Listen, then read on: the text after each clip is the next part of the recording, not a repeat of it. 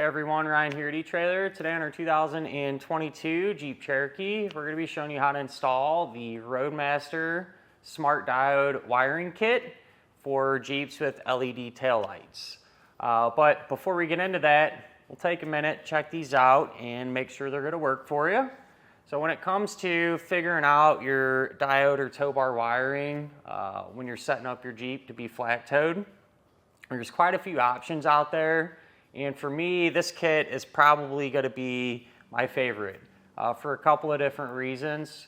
One of them being the ease of use. Whenever you're ready to hook up to your motorhome, you just have to plug a cable into the front of your Jeep, into the back of the coach. That's it. You know, once they're installed, you're not going to notice them, right? Everything's hidden and ready to be used. And I also like them because they're going to work in pretty much every scenario. As long as your Cherokee has these LED type taillights, these are going to be a fit. You know, it's extremely rare that we run into any issues with Roadmaster diodes in terms of reliability and things of that nature.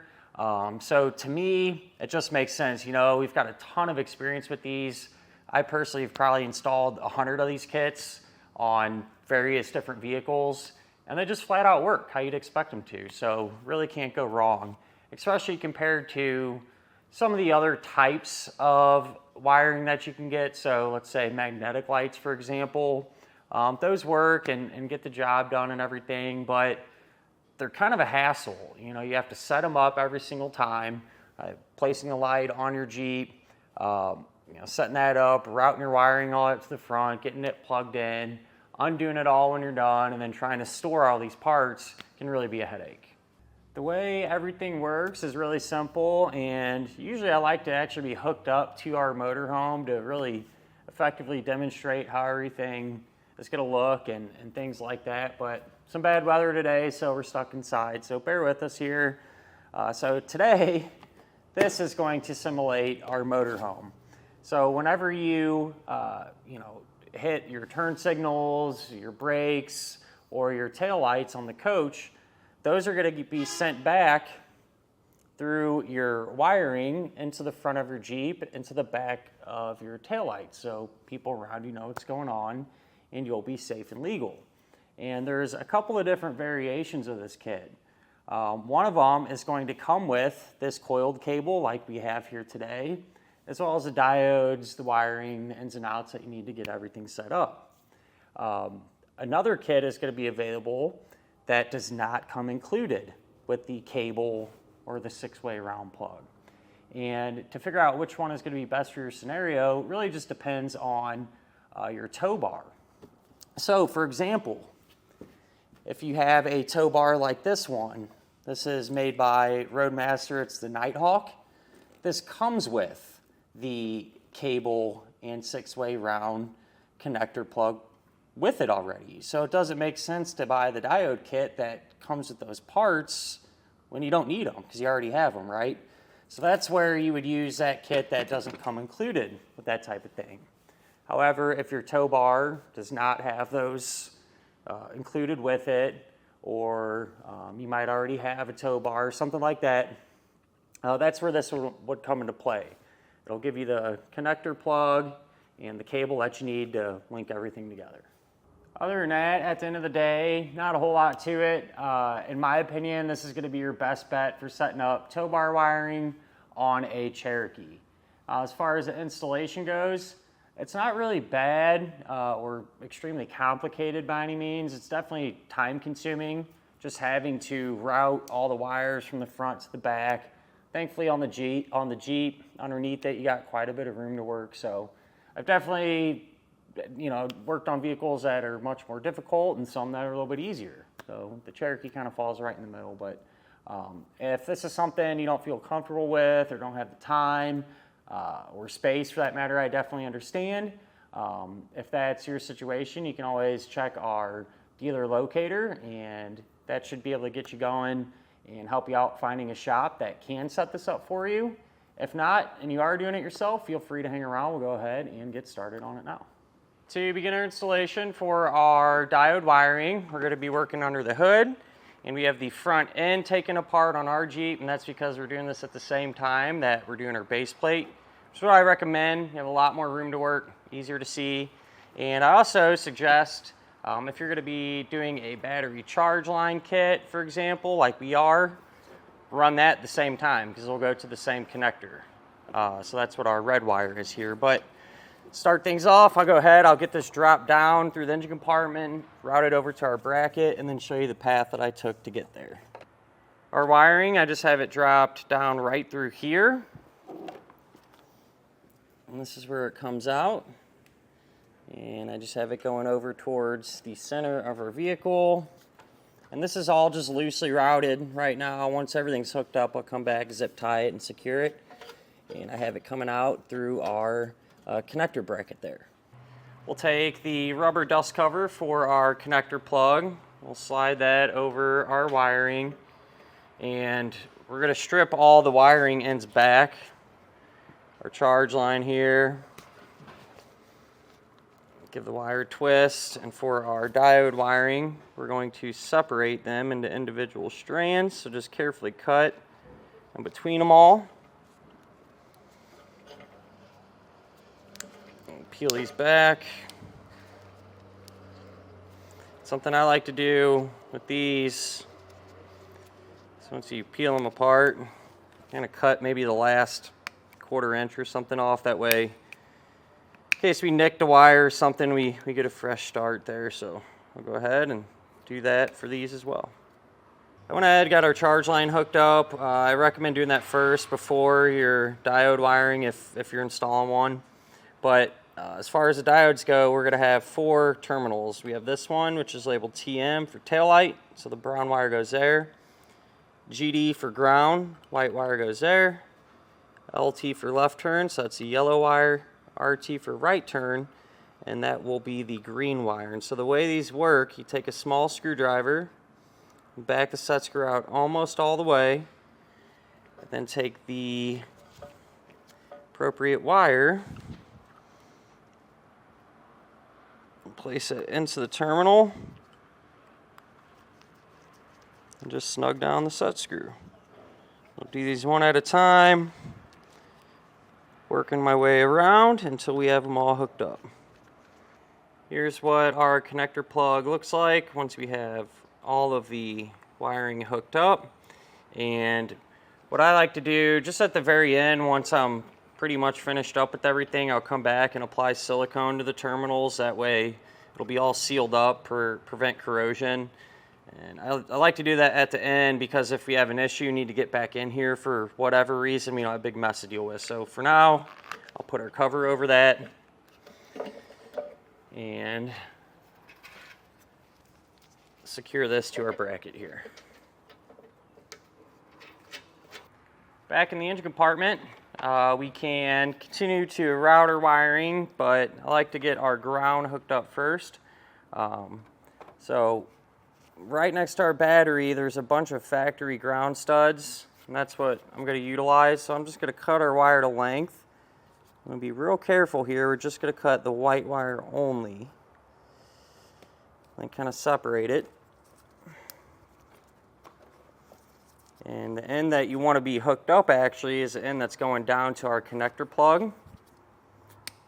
So what I'm going to do, strip this back.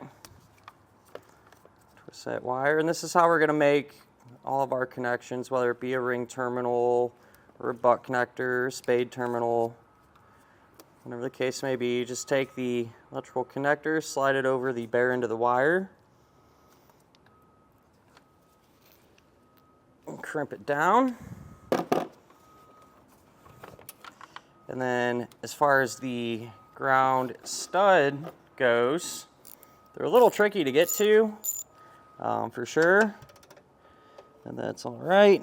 We'll loosen this up with a 10mm.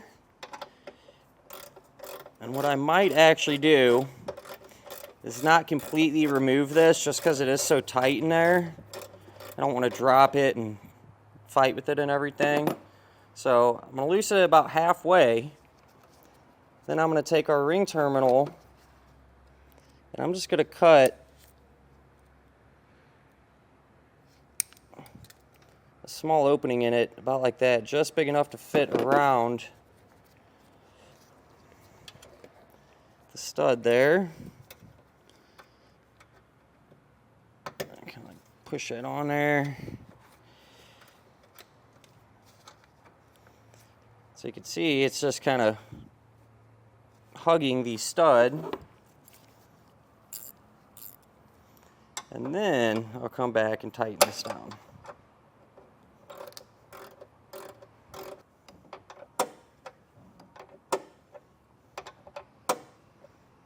As far as the rest of the white wire, it's still attached to the harness, not going anything, I'm just going to remove it from the harness. I'll make it easier to route the harness, that it's be thinner.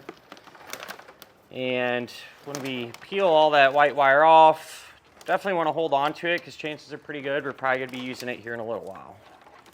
We'll get the rest of our wiring routed towards the back, so I just come along through here, right in through this area, and then I just dropped our wiring down along the firewall to the underside of our Jeep. Underneath of our Jeep, our wiring drops down right through here, and whenever you're routing wiring, you want to make sure to do your best to avoid any hot and moving parts. This wire is just going to follow our brake lines. If you happen to have a shield or something here, underbody panel, you can remove it if you want. A lot of times there'll just be some 10mm head bolts you can pull out and drop it down. And I just followed our brake lines. So use some zip ties every now and again to keep it all secure. Comes through here and just continues along the side of our fuel tank. There's where it comes out of the side of our fuel tank there. Comes over this way, and then I actually have it zip tied. You're not going to be able to see it, but I have it zip tied to the top of our subframe because we have all this, our axles here and suspension and stuff. So I put it on top of the subframe. Comes along through here. And that's where it comes out. And then at this point, I separated the wiring into individual strands. So we have our yellow and brown, and then I took our extra piece of white wire. That's going to get tied in to the brown one. What we want to do, strip back the end of the white wire, and I'm going to cut our brown wire there. We'll strip that end back, give it a twist, and then we're going to twist those two ends together. You want to get them nice and tight.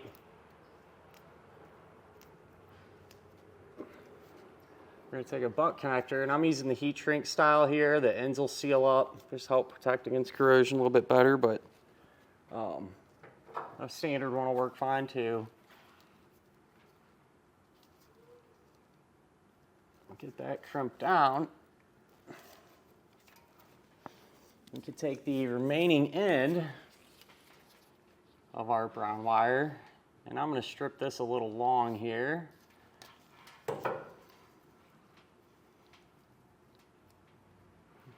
Fold it in half to make it thicker. Let the butt connector get a better bite on it. Place that in like that. Get it crimped down. Being that this is a heat shrink, come back with my heat gun and seal up the ends. I took our butt connector and just taped it up, and so that leaves us with, we got the white and brown going into the butt connector, and then coming out of the butt connector we have just the brown, and of course our yellow wire that just runs along it. So this will go up to the driver's side tail light, and since we're right here, we're just going to kind of let that hang for now. As far as the white wire and the green wire, that gets routed over to the passenger side. So I just ran it along through here, just behind this panel, up and through there, where we have it hanging right here, so we can go up top now and work on getting our lights removed. To get your tail light out, you can open up your rear hatch, and there's going to be 2 fasteners. You can take a T27 Torx bit, pull those out, and then our light, just kind of work that back and forth and pull straight back on it. That'll free it. Then we can disconnect the electrical. You just push that red tab back, down on that tab. And we could set our light off to the side, do the same thing to get the passenger one removed. To get our wiring up into the taillight pocket, I'm using a pull wire. This is a piece of nylon air tubing. You can use a metal coat hanger if you straighten it out, or another thicker piece of wire. Just drop it from the top down. And then I taped our new wiring to it, so we should be able to just pull it right up into position here. I cut our new wiring to length, giving us some to work with, but we didn't need 3 foot of extra wire. Strip both ends back, and we can crimp on a red spade terminal to each one of them. We can test our factory wiring now to figure out what wire we need to work with. And we're looking for the tail light signal, so I got our tail lights on, and I just have my test light here. And we can just carefully check each one for power. So that's the only one with power, so that's our tail light signal. And so that will be the factory wire here. It's going to be white with a yellow stripe. We'll take our factory white and yellow wire. Make sure your tail lights are turned back off too, by the way. But we'll just cut that in half and strip each end back and crimp on a red terminal here.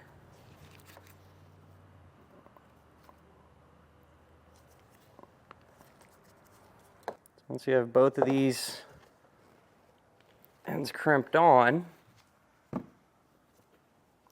we can then grab our diode. And there's going to be several posts here.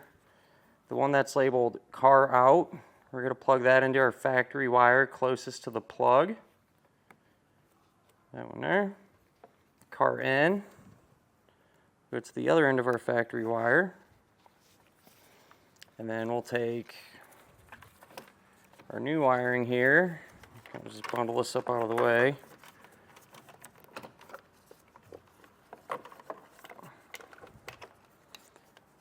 We'll have RV tail in. So we'll plug our new brown wire into that. And then RV break in, we'll plug our new yellow wire into that one.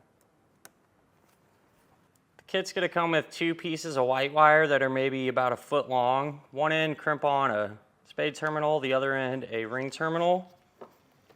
And you're going to plug this end to the post labeled ground there, like that. And then this end we're going to attach to the body of our vehicle using the provided screw. So I'm just going to go down in this area here and get it secured.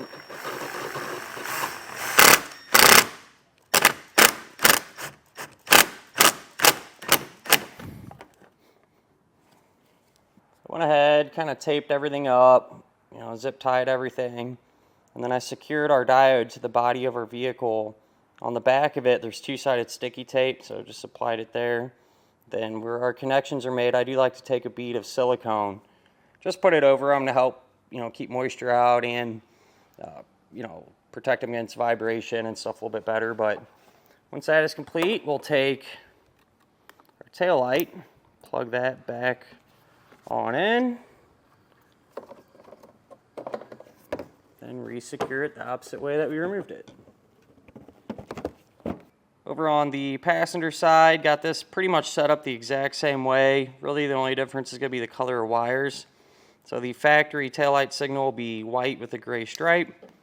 Side closest to the plug gets plugged into the diode terminal labeled car out. Other side of the factory wire goes to car in. RV tail in, that's the new white wire, gets plugged in there. RV brake in, the new green wire. And of course the ground wire set up the same as the other side. So got it secured and everything, and we'll get this all put back together as well.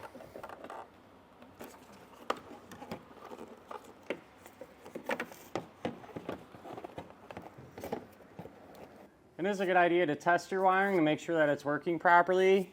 So I'm just plugged into a test box which simulates a motor home.